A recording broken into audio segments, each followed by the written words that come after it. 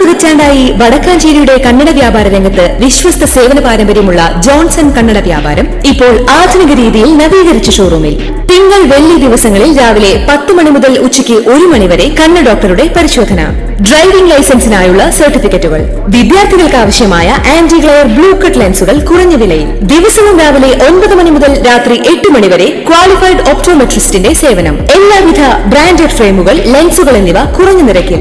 Johnson Kannada വ്യാപാരം, John's tower, divine ആശുപത്രിക്ക് എതിർവശം, Vadakkanchery. Phone 94963474.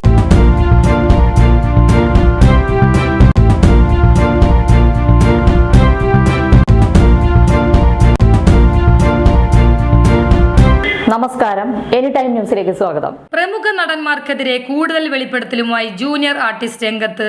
നടൻ ബാബുരാജിനെതിരെയും ഷൈൻ ടോം ചാക്കോയ്ക്കെതിരെയാണ് ആരോപണം.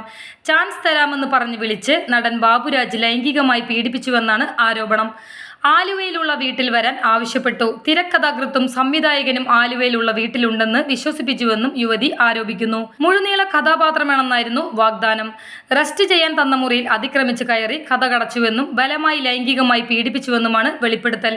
നിരവധി പെൺകുട്ടികൾ ബാബുരാജിന്റെ കെണിയിൽ വീണിട്ടുണ്ടെന്നും പലരും ഭയം മൂലമാണ് ഒന്നും പുറത്തു പറയാത്തതെന്നും യുവതി കൂട്ടിച്ചേർത്തു.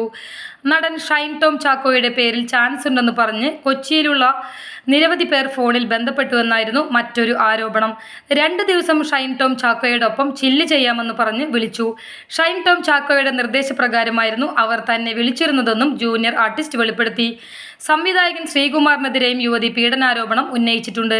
പരസ്യചിത്രത്തിൽ അഭിനയിപ്പിക്കാമെന്ന് പറഞ്ഞ് നിരന്തരം ബന്ധപ്പെട്ടുവെന്നും മോളെ എന്ന് വിളിച്ചാണ് സംസാരിച്ചിരുന്നത്, അതുകൊണ്ട് സംശയമൊന്നും തോന്നിയിരുന്നില്ലെന്നും യുവതി പറഞ്ഞു. പിന്നീടാണ് മോളെ വിളിയുടെ അർത്ഥം മനസ്സിലായതെന്ന് യുവതി കൂട്ടിച്ചേർത്തു. News desk, any time news. കൂടുതൽ വാർത്തകൾക്ക് ഞങ്ങളുടെ ചാനൽ സബ്സ്ക്രൈബ് ചെയ്യുക, ഫേസ്ബുക്ക് ഫോളോ ചെയ്യുക. വാർത്തകൾ വേഗത്തിലറിയാൻ എനി ടൈം ന്യൂസ്.